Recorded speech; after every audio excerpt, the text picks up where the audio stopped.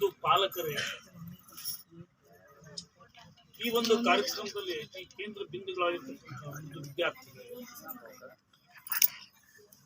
ನಮ್ಮ ಶಂಕರ್ ಕೋಟೆಯವರೇ, ಅನೇಕ ಪಾಲಕರು ಇಲ್ಲಿ ಬಂದಿದ್ದಾರೆ. ತುಂಬಾ ನಮ್ಮೆಲ್ಲರಿಗೆ ಮತ್ತೊಮ್ಮೆ ಧನ್ಯವಾದ. ನನಗೆ ಬಂದ ಕೂಡಲೇ ಇಲ್ಲೊಬ್ಬರು ಪಾಲಕರು ಭೇಟಿ ಆದರು. ಇನ್ನು ಯೋಚನೆ ನಾವು ಏನು ಮಾಡಬೇಕು, ಇದಕ್ಕೆ ನಮ್ಮ ಈ ಒಂದು ಖರ್ಚು ಮಾಡ್ತಾ ಇದ್ದಾರೆ. ಮಕ್ಕಳು ಇದನ್ನೆಲ್ಲ ಸ್ಪಷ್ಟವಾಗಿ ಮಕ್ಕಳೇ ತಂದೆ ತಾಯಿಗಳ ಅವರೆಲ್ಲ ನಿಮ್ಮನ್ನ ಜ್ಞಾನವಂತರನ್ನಾಗಿ ಮಾಡಲಿಕ್ಕೆ ಪ್ರಯತ್ನ ಪಡ್ತಾ ಇದ್ದಾರೆ. ಇದೇ ಹೇಳಿದೆ, ಆ ಪಾಲಕ ತನ್ನ ಮಗು ಕೂಡ ತನ್ನಂತೆ ಆಗಬಾರ್ದು ಅಂತ ಆಸೆ. ಮಗ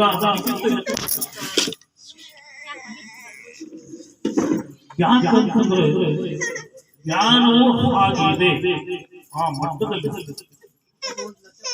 ಜ್ಞಾನ ಎಷ್ಟು ಶ್ರೇಷ್ಠದ ಅನ್ನೋದನ್ನ ಇವತ್ತು ಹೇಳಿದಲ್ಲ, 5,000 ವರ್ಷಗಳ ಹಿಂದೆ ಭಗವದ್ಗೀತೆಯಲ್ಲಿ ಬಹಳ ಸುಂದರವಾದ ವಾಕ್ಯ. ಸಂಸ್ಕೃತವನ್ನು ಕಲಿಸಿದ್ರೆ ಬಹಳ ಸಂತೋಷ ಇರುತ್ತೆ. ಯಾಕಂದ್ರೆ ನಾನು ಸಂಸ್ಕೃತದ ಪ್ರಿಯ. ಅಷ್ಟೇ ಅಲ್ಲ, ನಾವು ಸೈನ್ಸ್ ಮಾಸ್ತರಿದ್ದೇವೆ. ನಾನು ಸೈನ್ಸ್ ಮಾಸ್ತರ್. ನನಗೆ ಇಲ್ಲಿರುವಂತ ಬಹಳಷ್ಟು ಹುಡುಗರೆಲ್ಲ ನನ್ನ ಶಿಷ್ಯರೇ. ಶಂಕರ ಕಟೆಯವರು ಶಿಷ್ಯರು, ಬಹಳಷ್ಟು ಹುಡುಗರು ಎಲ್ಲ ಶಿಷ್ಯರು.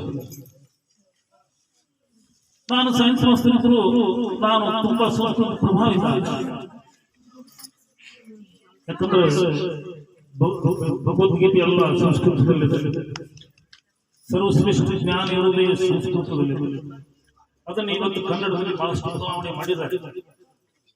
ಜ್ಞಾನ ಅಂದ್ರೆ ಏನು ಅನ್ನೋದನ್ನ ಭಗವದ್ಗೀತೆಯಲ್ಲಿ ಜ್ಞಾನ ಯೋಗದ 33ನೇ ಶ್ಲೋಕದಲ್ಲಿ ಹೇಳಿದ್ದಾರೆ. ಬಹಳ ಸುಂದರವಾಗಿ ಹೇಳ್ತಾರೆ.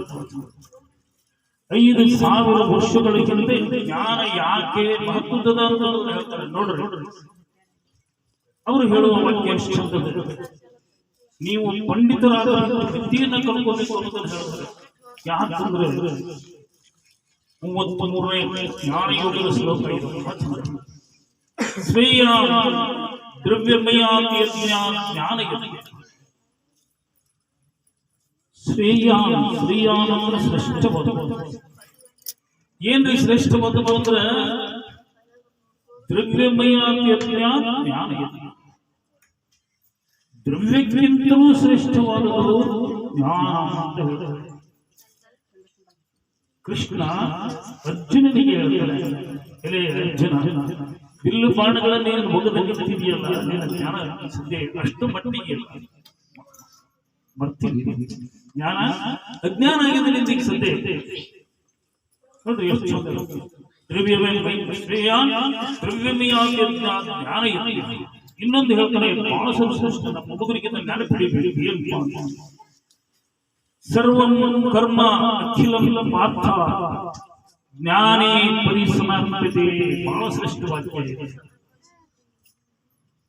ಇದೇ ಅರ್ಜುನ, ನಿನ್ನ ಸರ್ವ ಕರ್ಮಗಳಿಗೆ ನಿನ್ನ ಜ್ಞಾನವೇ ಅಂತಿಮವಾಗುತ್ತದೆ. ಸರ್ವಂ ಕರ್ಮ ಅಖಿಲಂ ಪಾರ್ಥ ಜ್ಞಾನೇ ಪರಿಸಮಾಪ್ಯತೆ. ನೀನು ಕಲಿತ ಜ್ಞಾನವು ನಿನ್ನನ್ನು ಕೆಲಸಕ್ಕಸ್ತದೆ. ನೀನು ಯಾವ ಮಟ್ಟದ ಜ್ಞಾನವನ್ನು ನೀನು ಕಲ್ತಿದೀಯ, ಆ ಮಟ್ಟದ ಜ್ಞಾನದಲ್ಲಿ ನೀನು ಕೆಲಸ ಮಾಡ್ತೀಯ. ಒಬ್ಬ ಭಯೋತ್ಪಾದಕ ಆಗ್ತಾನೆ, ಅವನು ಏನ್ ಶಿಕ್ಷಣ ಕಲ್ತಂಗ ಒಂದಿಲ್ಲ ಒಂದು ದಿವಸ ನಮ್ಗೆ ಸಾಯ್ಬೇಕಾಗ್ತದೆ ಅನ್ನೋ ಕಲ್ಪನೆ ಇಲ್ಲ. ಯಾಕೆ ಮಾಡ್ತಿದ್ದಾನೆ? ಅದರಿಂದ ಏನ್ ಲಾಭದ? ಅದಕ್ಕೆ ಮಲೋತ್ತರವನ್ನು, ಜ್ಯೋತಿ ಮಲೋತ್ತರವನ್ನು ಉದ್ದೇಶಿಸಿದ್ದಾರೆ. ನಾವು ಅಲ್ಲಿಂದ ತಂದು ಈ ಮಗುವನ್ನ ನಾವು ಇಲ್ಲಿ ಹಾಕಿದ್ದೀವಿ ಅಂತ ಹೇಳಿ ಬಹಳ ಸಂತೋಷ ಅನಿಸ್ತು. ಯಾಕಂದ್ರೆ ತಾವು ಮಾಡಿದ್ದು ಬಹಳ ಶ್ರೇಷ್ಠವಾದ ಕೆಲಸ, ಬಹಳ ಶ್ರೇಷ್ಠ. ಯಾಕಂದ್ರೆ ನೋಡ್ರಿ, ಆ ಒಂದು ಕಾಲ ಇತ್ತು, ಅವಾಗ ಯಾರು ಕಲಿಯುವಂತಹ ಸನ್ನಿವೇಶಗಳು ಇರಲಿಲ್ಲ.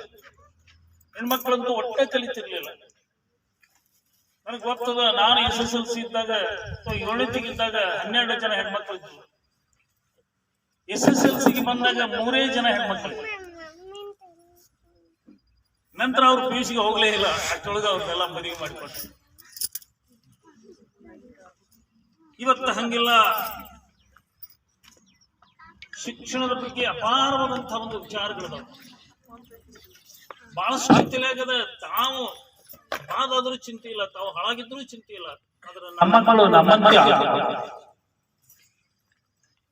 ನೋಡ್ರಿ, ನಾವು ಒಂದು ಪಾಲಕರ ಸಭೆ ಕಚೇರಿಗಳು, ನಾನು ಅಲ್ಲಿ ಕುಳಿತಿದ್ದೆ. ಒಬ್ಬ ಪಾಲಕ ಬಂದ. ಬಹಳ ಆಶ್ಚರ್ಯ. ಕಂಬಳಿ ಹೊತ್ಕೊಂಡು ಬಂದಿದ್ದ. ಕಾಲಲ್ಲಿ ಹಿಂಗ ಚಪ್ಪಲ್ ರಾಡಿ ಹಾಗೆ ಆ ವೇದಿಕೆಗೆ ಬಂದ. ನಾನು ಎದುರಿಗೆ ಕೂತಿದ್ದೆ. ಆಶ್ಚರ್ಯ ಅನಿಸುತ್ತದೆ. ಏನಪ್ಪ ನಾನು ಹಂಗೆ ಬಂದಿದೆಯಲ್ಲ, ಚಪ್ಪಲ್ ಸಹಿತ ಕಾಲ ಸಹಿತ ತಗೊಂಡಿಲ್ಲ. ಅವಾಗ ಆ ಪಾಲಕ ಹೇಳುವಂಥದ್ದು ಬಹಳ ಆಶ್ಚರ್ಯ ಅನಿಸುತ್ತದೆ. ಅವೆಲ್ಲ ಪಾಲಕರು ಕೇಳಬೇಕು. ಆ ಪಾಲಕ ಕೂತ, ಸರ್, ನಾನು ಕುರಿ ಒಂದು 106 ಕುರಿಗಳನ್ನ ನಾನು ಸಮೀಪದಲ್ಲಿ ಮೇಯಿಸ್ತಾ ಇದ್ದೇನೆ. ನನ್ನ ಮಗನನ್ನ ಈ ಶಾಲೆಗೆ ಹಾಕಿದ್ದೇನೆ. ನಮ್ಮ ಸ್ಥಿತಿ ಹೀಗೆ. 106 ಕುರಿಗಳನ್ನು ಕಾಯುವಾಗ ಹಗಲಿನಲ್ಲಿ, ರಾತ್ರಿಯಲ್ಲಿ, ಬಿಸಿಲಲ್ಲಿ, ಮಳೆಯಲ್ಲಿ ನಾನು ಸದಾ ಕಾಲವು ಕಾಯಬೇಕಾಗುತ್ತದೆ. ನಮಗೆ ಆ ಸನ್ನಿವೇಶದಲ್ಲಿ ಬಟ್ಟೆಗಳ ಸ್ವಚ್ಛತೆಯಾಗಲಿ, ಕಾಲುಗಳ ಸ್ವಚ್ಛತೆಯಾಗಲಿ ಇದರ ಗಮನ ಹರಿಸಲಾಗುತ್ತದೆ. ಸದಾ ಕಾಲವು ರಾಡಿಗಳಿಗೆ ಇರಬೇಕಾಗುತ್ತದೆ. ಇಂಥ ಸ್ಥಿತಿಯಲ್ಲಿಯೂ ಕೂಡ ನನ್ನ ಮಗ ಶಾಲೆಗೆ ಹಾಕಿದ್ದೇನೆ. ಕಾರಣ ಏನು ಅಂತಂದ್ರೆ, ನನ್ನಂತ ಸ್ಥಿತಿ ಆ ಮಗನಿಗೂ ಕೂಡ ನನ್ನ ಮಗ ನನ್ನಂತೆ ಕುರಿ ಕಾಯೋಣ. ತಾವೆಲ್ಲ ಯೋಚನೆ ಮಗ ಬಂದ, ಅವನನ್ನು ನೋಡಿ ಮಗ ತುಂಬಾ ಜಾಣಾಗಿದ್ದ, ಭಾಷಣ ಆಶ್ಚರ್ಯ. ಅವನನ್ನು ಕೇಳಿದ್ವಿ, ಏನಪ್ಪ ಹೇಳಿದ್ದಾರೆ, ನೀನು ಹೇಗೆ? ಸರ್, ನಾನು ತುಂಬಾ ಅಷ್ಟು ಓದ್ತೇನೆ. ನಮ್ಮ ತಂದೆಯವರು ಕೊಡುವಂತಹ ಪರಿಶ್ರಮ, ಅವರು ಪಟ್ಟಿರ್ತಕ್ಕಂಥ ಕಷ್ಟಗಳು ನನ್ನ ಗಮನದಲ್ಲಿ ಬರ್ತಾ ಇವೆ. ನಾನು ಅವರಂತೆ ಆಗಬಾರ್ದು, ಅವರ ಸ್ಥಿತಿಯಂತೆ ನನಗೂ ನನ್ನ ಸ್ಥಿತಿ ಬರಬಾರ್ದು ಅಂತ ನಾನು ಕಲಿತಾ ಇದ್ದೇನೆ. ನೋಡ್ರಿ, ಇದನ್ನೆಲ್ಲ ನೋಡ್ಬೇಕು. ತಂದೆ ತಾಯಿಗಳಲ್ಲಿ ಎಂಥ ಶ್ರೇಷ್ಠವಾದ ವಿಚಾರ. ಮಕ್ಕಳ ಯೋಚನೆ ಮಾಡಬೇಕು ನೀವೆಲ್ಲ. ಯಾಕಂದ್ರೆ ಈಗ ಸದ್ಯ ಇರುವಂತದ್ದು ಮಕ್ಕಳಿಗೆ ಇರ್ತಕ್ಕಂತಹ ಶಿಕ್ಷಣ ಇಲ್ಲ. ಒಂದು ಸರ್ವಜ್ಞರ ವಚನ ಬರ್ತದೆ, ತಾವೆಲ್ಲ ಇದನ್ನ ಕೇಳಿದ್ರಿ. ಬಹಳ ಸರಳ ಸರಳದ 3 ಬಹಳ ಶ್ರೇಷ್ಠವಾದ ಅರ್ಥ. ನೋಡ್ರಿ ಎಷ್ಟು ಚಂದ. ವಿದ್ಯೆ ಕೊಡದ ತಂದೆ, ಬುದ್ಧಿ ಕೊಡದ ಗುರು, ಬಿತ್ತಿರಲು ತಂದು ನೋಡದ ತಾಯಿ, ಶುದ್ಧ ವೈರಿಗಳು. ಸಿಂಪಲ್ ಆಗಿ ಇದರ ಅರ್ಥ ಏನು? ವಿದ್ಯೆ ಕೊಡದ ತಂದೆ ವಿದ್ಯೆಯನ್ನು ಕೊಡಿಸಬೇಕು. ಎಷ್ಟು ವರ್ಷಗಳ ಹಿಂದೆ ಹೇಳಿದ ಮಾತು. ತನ್ನ ಮಕ್ಕಳಿಗೆ ತಂದೆ ತಾಯಿಗಳು ಶ್ರೇಷ್ಠವಾದ ಒಂದು ಶಿಕ್ಷಣವನ್ನು ಕೊಡಿಸಲಿಕ್ಕೆ ವಿಚಾರ ಮಾಡಬೇಕು. ವಿದ್ಯೆ ಕೊಡದ, ವಿದ್ಯೆ ಕೊಡಿಸದ ತಂದೆ. ಬುದ್ಧಿ ಅಂದ್ರೆ ವಿದ್ಯೆಯೊಂದಿಗೆ ಹೊರಗಿನ ಜ್ಞಾನ, ಬಾಹ್ಯ ಜ್ಞಾನವನ್ನು ಪಡೆದ ಬುದ್ಧಿ ಅಂತಾರೆ. ವಿದ್ಯೆ ಮತ್ತು ಬುದ್ಧಿ ಎರಡನ್ನೂ ಕೊಡುವಂತವನು ಗುರು, ಶಾಲೆಯಲ್ಲಿರುವ ಶಿಕ್ಷಕ. ಆ ಮಕ್ಕಳು ಹೇಳ್ತಾ ಇದ್ರು, ನಮಗೆ ಅವ್ರು ಕಲಿಸಿದ್ರು, ಸೈನ್ಸ್ ಅಲ್ಲಿ ಚೆನ್ನಾಗಿ ಕಲಿಸಿದ್ರು, ಎಲ್ಲ ಹೇಳ್ತಾರೆ. ಅವರಿಗೆ ನಿಜವಾಗಲೂ ಒಂದು ಜ್ಞಾನವನ್ನು ನೀಡತಕ್ಕಂತಹ ಒಬ್ಬ, ಇದಕ್ಕೆ ಬೀಚಿನ ಯೋಚನೆಯನ್ನು ಹಾಕತಕ್ಕಂತಹ ಒಬ್ಬ ತಂದೆ, ಮಮತೆಯನ್ನು ಕೊಡತಕ್ಕಂತಹ ತಾಯಿ. ನೋಡ್ರಿ, ಬಿತ್ತಿರಲು ಬಂದು ನೋಡದ ತಾಯಿ ವಿಷೋದನೆ ಕೊಡ್ತಾರೆ. ನೀನು ನಮ್ಮಂತೆ ಆಗಬೇಡ, ನನಗಿಂತಲೂ ಹೆಚ್ಚಿನದಾಗಬೇಕು ಅಂತ ಆಸೆ ಪಡುವಂತಹ ತಂದೆ ತಾಯಿ ಇವರೆಲ್ಲರ ಪರಿಶ್ರಮವೂ ಆ ಮಗುವಿನ ಮೇಲೆ ಪ್ರಭಾವ ಆಗ್ತದೆ. ನೀವು ಇಂಥ ಒಂದು ಮಗು ತಿರುಗಾಡುವ ಸಮಯದಲ್ಲಿಯೂ ಕೂಡ ಪಾಲಕರು ತಂದು ಇಲ್ಲಿಗೆ ಬಿಟ್ಟು ಸಾಕಷ್ಟು ದುಡ್ಡನ್ನು ಖರ್ಚು ಮಾಡ್ತಾ ಇದ್ರಿ. ದುಡ್ಡು ಮಹತ್ವದಲ್ಲ, ನೆನಪಿಟ್ಕೋಬೇಕು. ಪಾಲಕರು ನೆನಪಿಟ್ಕೋ, ಮಕ್ಕಳು ಸಹ ಯೋಚನೆ. ದುಡ್ಡು ಮಹತ್ವದಲ್ಲ, ಜ್ಞಾನ ಬಹಳ ಮಹತ್ವದ್ದು. ದುಡ್ಡು ಅದು ಒಂದು ಬಂಡವಾಳ ಇದ್ದಂತೆ, ಅದಕ್ಕಾಗಿ ಖರ್ಚು ಮಾಡ್ಬೇಕು. ನಾವು ವ್ಯಾಪಾರಕ್ಕಾಗಿ ಬಂಡವಾಳ ಹಾಕ್ಬೇಕಲ್ಲ, ಹಂಗ ದುಡ್ಡನ್ನ ಖರ್ಚು ಮಾಡ್ಬೇಕಂತದಕ್ಕೆಲ್ಲ ಖರ್ಚು ಮಾಡಿದ್ರೆ ಮಗು ಶನಿ ಆಗ್ತದೆ. ನೋಡ್ರಿ, ನಾನು ಇಲ್ಲಿ ಬಂದಾಗ ಒಂದು ಆಶ್ಚರ್ಯಜನಕ ಸಂಗತಿಯನ್ನು ಕೇಳಿದೀವಿ. ಸಂಸ್ಕೃತವನ್ನ ಕಲಿಸ್ತಾ ಇದ್ದಾರೆ. ನನಗೆ ಬಹಳ ಸುಂದರ ಅನಿಸ್ತು. ಯಾಕಂದ್ರೆ ನಿನ್ನೆ ರಾತ್ರಿ ನಾನು ಇಲ್ಲಿರುವ ಬಂದೇ ನವಾಸರು ಕೂಡ ಮಾತಾಡಿದ್ದಾರೆ. ಅವರು ಒಂದು ಸಿದ್ದೇಶ್ವರ ಸ್ವಾಮಿಗಳ ಪುಸ್ತಕದಲ್ಲಿ ತಮ್ಮ ಮೊಬೈಲ್ ನಂಬರ್ ಹಾಕಿದ್ದಾರೆ.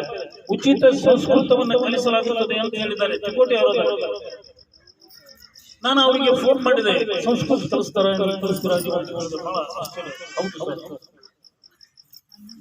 ಇಲ್ಲಿ ಈ ಕಡೆ ಬಂದ್ಬಿಡ್ರಿ.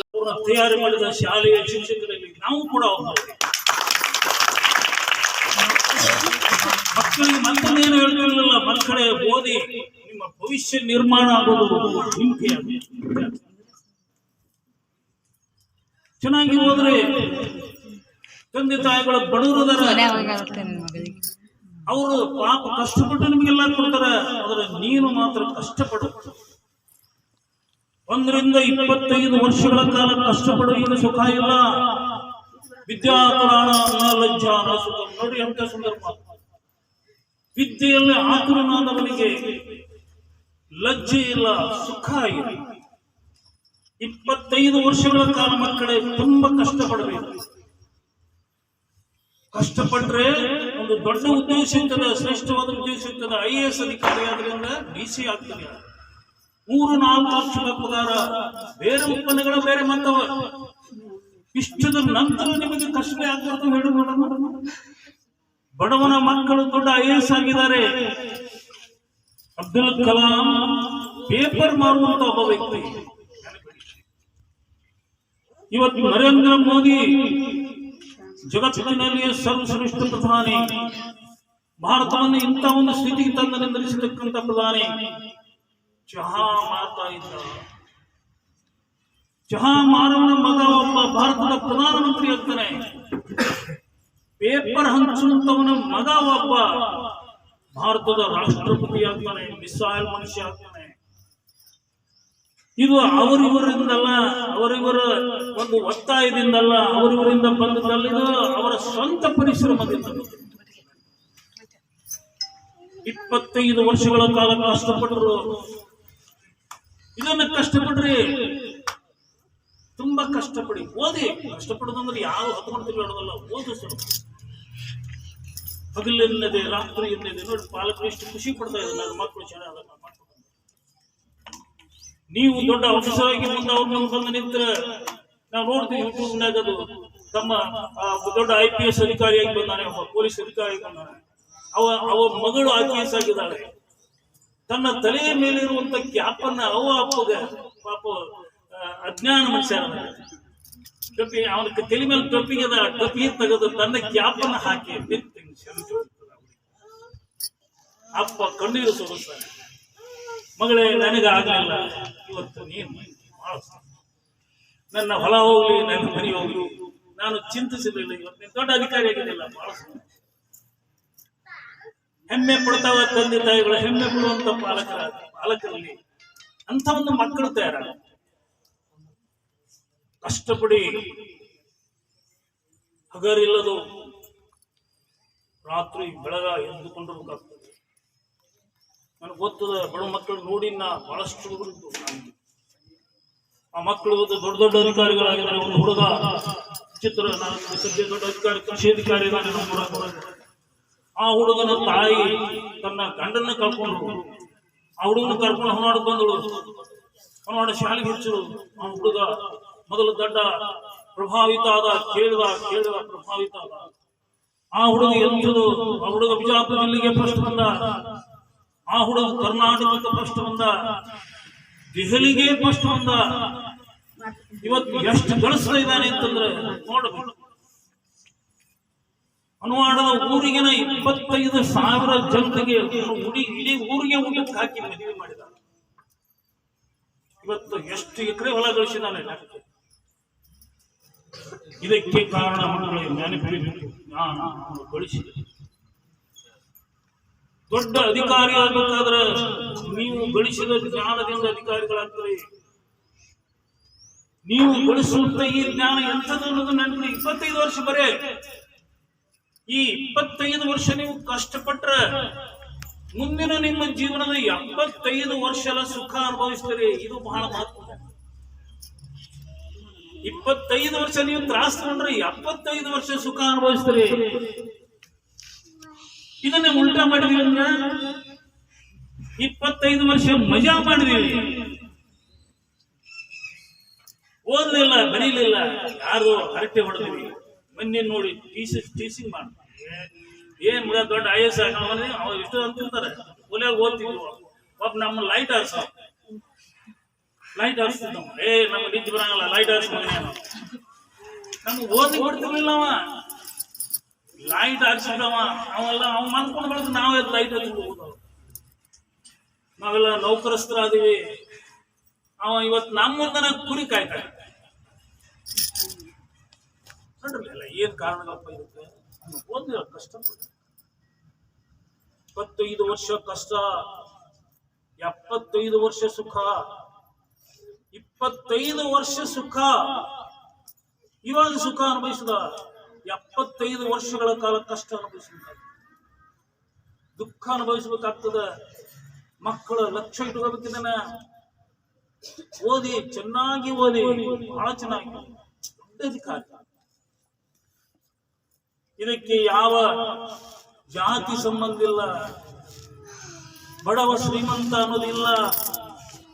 ಹಂಗ ನೋಡ್ರೆ ಹೆಚ್ಚು ಜನ ಬಡವ್ರೆ ಇವತ್ತು ಏನ್ ಮಾಡ್ತಾ ಇದ್ದಾರೆ ಅಂತ ದೊಡ್ಡ ದೊಡ್ಡ ಅಧಿಕಾರಿಗಳು. ಕಾರಣ ಏನಪ್ಪಾ ಅಂತಂದ್ರೆ ನಿಮ್ಗೆ ಚೆನ್ನಾಗಿ ಗೊತ್ತು, ಸಿರಿತನ ಏನ್ ಮಾಡ್ತದ, ಬದುಕನ್ನು ಬದಲಾಯಿಸ್ತದ. ಬಡತನ ಬದುಕನ್ನು ಕಲಿಸ್ತದ, ಬದುಕಲಿಕ್ಕೆ ಕಲಿಸ್ತದ. ನೀನು ಹೆಂಗ ಮಾಡಿದ್ರೆ ನಿನ್ನ ಜೀವನ ನಡೀತದ ಅನ್ನೋದು ಬಡತನ ಕಲಿಸ್ತದ.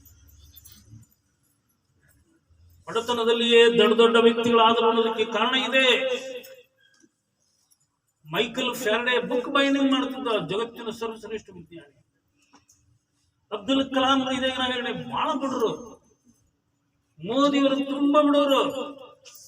ಇವತ್ತು ಜಗತ್ತಿನ ಸರ್ವಶ್ರೇಷ್ಠ ವ್ಯಕ್ತಿಗಳಾಗಿದ್ದಾರೆ. ಬಡತನ ಸಂಬಂಧ ಇಲ್ಲ, ಯಾವುದೇ ಜಾತಿ ಸಂಬಂಧ ಇಲ್ಲ, ಜ್ಞಾನಕ್ಕೆ ಏನು ಸಂಬಂಧ ಇಲ್ಲ. ಯಾರು ಬೇಕಾದ್ರೂ ಪ್ರಯತ್ನ ಮಾಡಬಹುದು, ಯಾರು ಬೇಕಾದರೂ ಮುಂದೆ ಬರಬಹುದು. ನಾನು ಇದಕ್ಕಾಗಿ ಒಂದು ಸಣ್ಣ ಸನ್ನಿವೇಶ ಹೇಳ್ತೇನೆ.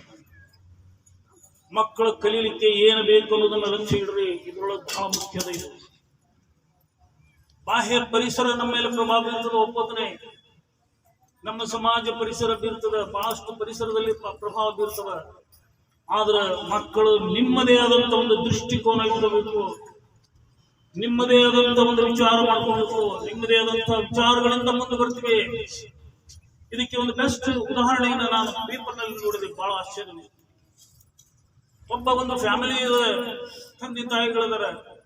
ತಂದೆ ತುಂಬಾ ಕುಡುಕ,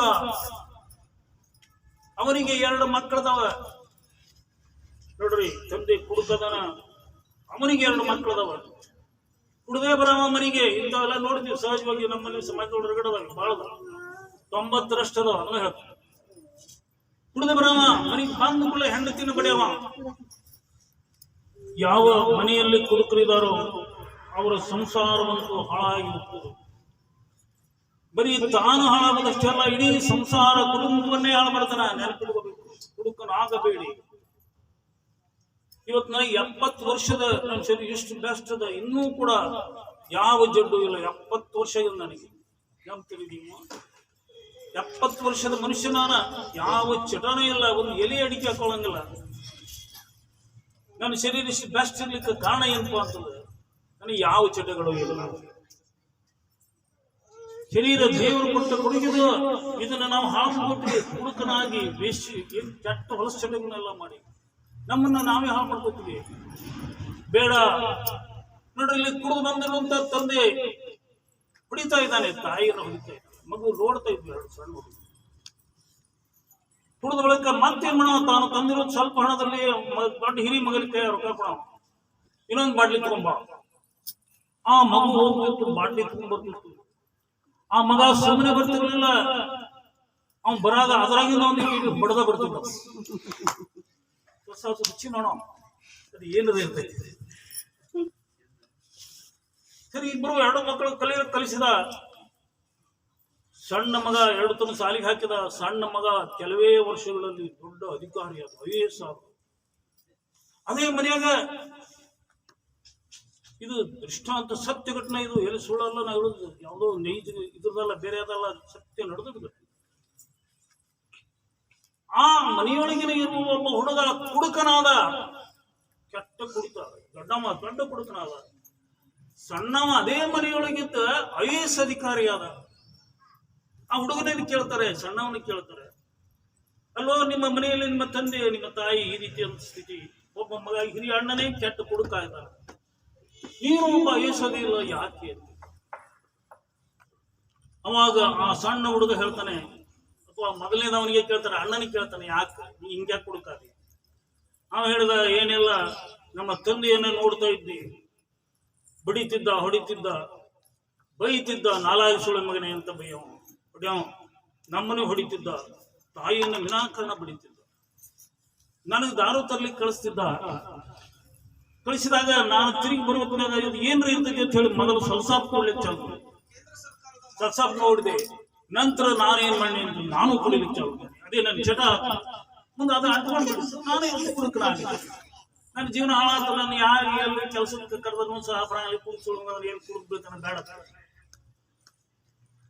ಅದಕ್ಕೆ ನನ್ನ ಜೀವನ ಹಾಳಾಗಿ ಹೋಯ್ತು, ನಮ್ಮ ತಂದೆಯಿಂದ ನನ್ನ ಜೀವನ ಹಾಳಾಗಿ ಹೋಯ್ತು ಅಂತ ಅವನು ಹೇಳಿದ.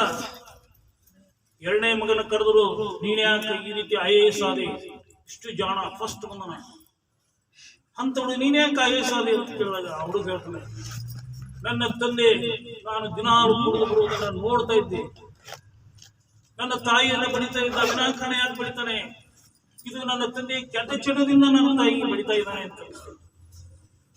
ನಾನು ನನ್ನ ಅಣ್ಣನಂತೆ ನಮ್ಮ ತಂದೆಯಂತೆ ಆದರೆ ನನ್ನ ಜೀವನ ನರಕ ಆಗ್ತದೆ ಅಂತ ನನ್ನ ಗಮನಕ್ಕೆ ಬರ್ತದೆ.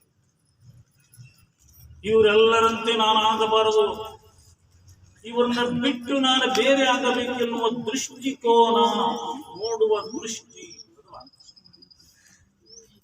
ಹುಡುಗನ ದೃಷ್ಟಿಕೋನ ಬದಲಾದ್ರು, ಆ ಹುಡುಗನ ವಿಚಾರ ಮಾಡುವ ಸಾಮರ್ಥ್ಯ ಬೇರೆ ಆಗ್ತದೆ. ಆ ಹುಡುಗ ಚೆನ್ನಾಗಿ ಓದಬೇಕು, ನಾನು ದೊಡ್ಡ ಅಧಿಕಾರಿ ಆಗಬೇಕು, ನನ್ನ ಮನೆತನವನ್ನು ಸುಧಾರಣೆ ಮಾಡಬೇಕು ಅಂತ ಆಸೆ ಬಂತು. ಅದಕ್ಕೆ ನಾನು ಇಂಥ ಮಧ್ಯದಲ್ಲೇ ನಾನು ಓದಿದೆ. ನಾನು ಇವತ್ತು IAS ಅಧಿಕಾರಿ ಆಗಿದ್ದೇನೆ. ನನ್ನ ತಂದೆಗೆ ಇವತ್ತು ನಾನು ಬುದ್ಧಿ ಬಂದದ, ಇವತ್ತೆಲ್ಲ ಬಿಟ್ಟಿದ್ದಾರೆ, ಆದ್ರೆ ನನ್ನ ಅಣ್ಣ ಬಾದ ನನ್ನ ಸಂಸಾರ. ನಾನು IAS ಅಧಿಕಾರಿ ಆಗಲಿಕ್ಕೆ ನನ್ನಲ್ಲಿರುವಂತಹ ಒಂದು ವಿಚಾರಗಳು ಬದಲಾದ, ನಾನು ಮಾಡಿದ ವಿಚಾರಗಳು ನನ್ನನ್ನು ಈ ರೀತಿ ಬದಲಾಯಿಸಿದೆ. ಮಕ್ಕಳೇ ನೆನಪಿಡಬೇಕು, ಎಂತಹ ಸನ್ನಿವೇಶ ಇರಲಿ, ಇವತ್ತು ಪರಿಸರದ ಎಲ್ಲ ಪ್ರಭಾವ ಇತ್ತು ಅಂತ ಹೇಳಿ ಈಗ ಪ್ರಭಾವ ಇದ್ರೂ ಕೂಡ ನೀವು ವಿಚಾರ ಮಾಡೋ ಸಾಮರ್ಥ್ಯ ಬದಲಾಗಬೇಕು. ನಾನು ಓದಬೇಕು, ನಾನು ಕಷ್ಟಪಡಬೇಕು, ನಾನು ಇವರಂತೆ ಆಗಬಾರದು, ನಾನು ಭವಿಷ್ಯದಲ್ಲಿ ಶ್ರೇಷ್ಠ ಆಗಬೇಕು. ಎಲ್ಲದನ್ನ ನೋಡಿದ್ವಿ, ಶಂಕರ್ ಕಟೆಯವರಾಗ್ಲಿ, ಇವರೆಲ್ಲ ತುಂಬಾ ವಿಚಾರವಾದಿಗಳು, ಬಹಳ ಒಳ್ಳೆ ಹುಡುಗರು. ಎಂಥ ಪರಿಸರದಲ್ಲಿ ಮನೆಯಲ್ಲಿ ಯಾರು ಕಲ್ತಿಲ್ಲ ಅವ್ರ ಮನೆಯೊಳಗೆ, ಇವತ್ತು ಅವ್ರ ಮನೆಯಾಗ 5-6 ಮಂದಿ ಇದ್ದಾರೆ. ಇವತ್ತು ನಮ್ಮ ಸಮಾಜದಲ್ಲಿಯೇ, ನಮ್ಮ ಮನೆತನದಲ್ಲಿ ಬರೇ ಕೇವಲ ಒಬ್ಬ ಅಣ್ಣ ಕಲ್ತಿದ್ರು, ಇವತ್ತು ನಮ್ಮ ಮನೆಯಾಗ 12 ಮಂದಿ ನೌಕರದಾರ. ಯಾಕ್ರಿ ಅಂದ್ರೆ ಪರಿಸರದಲ್ಲಿ ಅವ್ರು ನೋಡ್ತಾರೆ, ನಾನು ದೊಡ್ಡ ಮಾಡ್ಬೇಕು, ನಾನು ದೊಡ್ಡ. ಇವತ್ತು ಅವ್ರ ಮನೆತನ ಎಲ್ಲ ಸುಧಾರಣೆ ಇದೆ, ಕೊಟ್ಟಿಯವ್ರ ಮನೆತನ ಎಲ್ಲ ಸುಧಾರಣೆ ಇದೆ. ಕಾರಣಗಳಲ್ಲಿ ವಿಚಾರಗಳದಾವ, ಅಷ್ಟು ಸುಂದರ ವಿಚಾರ ಅದ. ನಾನು ಈಗ ನೋಡಿ ಏನೋ ಹೊಸಾದ್ ಮಾಡ್ತಾನ, ಏನೋ ಇಲ್ಲಿ ಅಷ್ಟೇ ಅಲ್ಲ, ಊರಾಗ ಸಹಿತ ಬಹಳಷ್ಟು ಹೊಸ ಭಗವದ್ಗೀತೆ ಪುಸ್ತಕಗಳನ್ನ ಹಚ್ತಾರ ಅವರು. ಇದೇನ ಈ ಗಿಡಗಳನ್ನದಲ್ಲ, ಎಲ್ಲ ಗಿಡಗಳು ನಮ್ಮ ಊರಲ್ಲಿ ಪ್ರತಿಯೊಬ್ಬರಿಗೆ ಅನ್ಸ್ತಾರ, ಬೇಡಿದವ್ರಿಗೆ ಬೇಡ್ತೀರ. ಎಂತ ವಿಚಾರ, ಒಬ್ಬ ಪೊಲೀಸ್ ಅಧಿಕಾರಿ ಅದನವ, ಆದ್ರೂ ವಿಚಾರ ಮಾಡುವ ಸಾಮರ್ಥ್ಯ, ಮನುಷ್ಯನ ದೃಷ್ಟಿಕೋನ ವಿಚಾರ ಮಾಡುವ ಸಾಮರ್ಥ್ಯ ಬದಲಾಗ್ತದೆ. ಮಕ್ಕಳೇ, ನೀವು ದೊಡ್ಡವರಾಗಬೇಕಾದ್ರೆ ನಿಮ್ಮ ದೃಷ್ಟಿಕೋನ ಬದಲಾಗ. ಇದು ಸರ್ವಶ್ರೇಷ್ಠವಾದಂತಹ ವಿಚಾರ. ಅದಕ್ಕೆ ಜ್ಞಾನವಂತರಾಗ್ರಿ, ಬದಲಾವಣೆಯಾಗ್ರಿ, ಭವಿಷ್ಯ ಸುಂದರ ಮಾಡಿಕೊಡ್ರಿ. 1 ರಿಂದ 25 ವರ್ಷಗಳ ಕಾಲ ತುಂಬಾ ಕಷ್ಟಪಟ್ಟು ಹೋದ್ರಿ. ಇದನ್ನ ಬಿಟ್ರೆ ಮತ್ತೊಂದೇರಿ. ಪಾಲಕರು ಎಷ್ಟು ಮುಗ್ಧರಿರ್ತಾರೆ ಅಂತ ನೋಡ್ಬೇಕು. ಒಂದು ಸಣ್ಣ ಸನ್ನಿವೇಶ ನೆನಪಾಗ್ತದೆ. ಒಬ್ಬ ಪಾಲಕ ಬಂದ ತನ್ನ ಮಕ್ಕಳಿಗೆ, ತನ್ನ ಮಗದ ಸರ್ಟಿಫಿಕೇಟ್ ಕೇಳ್ತಾನೆ. ನನ್ನ ಮಗ ಏನ್ರಿ ಮಾರ್ಕ್ಸ್ ಹೆಂಗ್ ತಗೋಣ ಅಂತ ಕೇಳಿ, ಏನು ಗೊತ್ತಿಲ್ಲ ಅವನಿಗೆ, ಸ್ವಲ್ಪ ಬರ್ತಾವ. ಆ ಮೇಡಮ್ ಅವರು ಹೇಳ್ತಾರೆ,